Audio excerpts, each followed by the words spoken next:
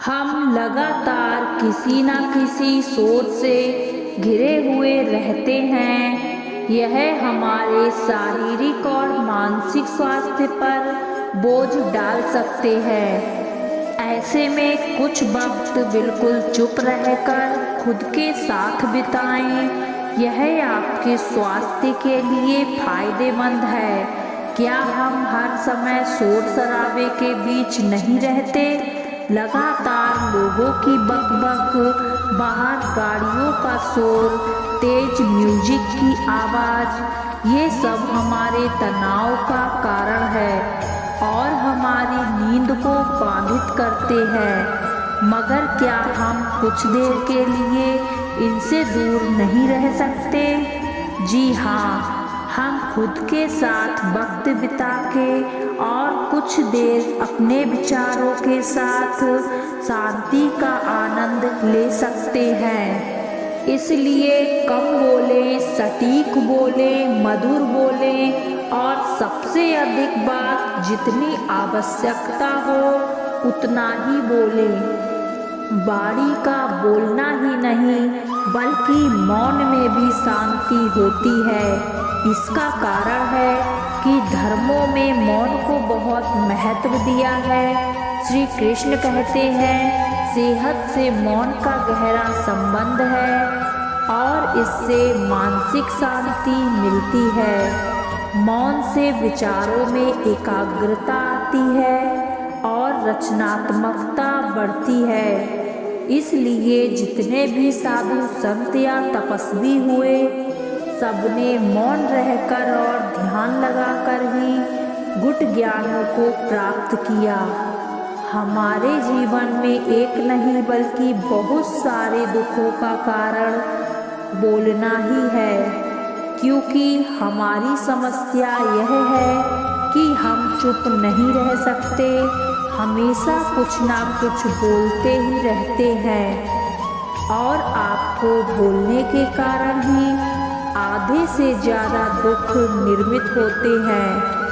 परिवार में कलह कलेश का कारण भी हमारा बोलना ही होता है। आप जितनी भूख उतना भोजन खाते हैं, जितनी ज़रूरत उतना काम करते हैं, लेकिन क्या आपने कभी इस बारे में सोचा है कि आप कितना बोलते हैं? क्या आपने उतना ही बोला जितनी आवश्यकता है या अनावश्यक सारा दिन बोलते हैं? इस बारे में अकेले में कभी ज़रूर सोचिए कि आज आपने दिन भर में कितना बोला, क्या बोला और सबसे ज़रूरी क्यों बोला। इनमें से कितनी बातें जरूरी थी, कितनी अनावश्यक। मनुष्य की प्रवृत्ति ऐसी है कि अपने मन में चल रहे बातों को दूसरों को सुनाना चाहता है और दूसरा भी आपके साथ ठीक वैसा ही करता है। ये बातें अन्य या किसी तीसरे व्यक्ति से संबंधित हो तो सुनने और सुनाने का काम और दिलचस्पी से होता है। आप फिर कभी बैठते हैं तो इन बातों को फिर से दोहराया जाएगा और फिर सुनने सुनाने पर विचार किया जाएगा। यह पूरी उम्र चलता रहता है और इस तरह आप खो देते हैं अपना समय, अपना जीवन, सोच समझ और अपना वो कीमती पल जिसमें जिया जा सकता है, जिसमें आनंद प्राप्त किया जा सकता है। इसलिए सुनने सुनाने के माहौल से बाहर निकलिए। हम बाहर केवल बोलते रहेंगे, हमारे भीतर अशांति रहेगी। जिस दिन हम मन से चुप हो जाएंगे, इसे हमारे मुख से कुछ भी निकले, हम शांत ही रहेंगे।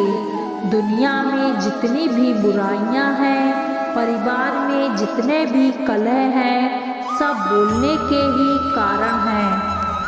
हम चुप रहना नहीं चाहते, हमेशा सुना देना ही चाहते हैं, लेकिन व्यर्थ का बोलना ऊर्जा का नष्ट होना है। इसलिए जितने भी बुद्धत्व साधु संत हुए, सब एकांत की ओर गए कि उन्हें अधिक बोलना ना पड़े और अधिक सुनना भी ना पड़े। लेकिन आप इस संसार में रहकर भी शांत रह सकते हैं। इसके लिए आपको उन ऊर्जाओं को बचाना होगा जिसे आप व्यर्थ के शब्दों में नष्ट कर देते हैं।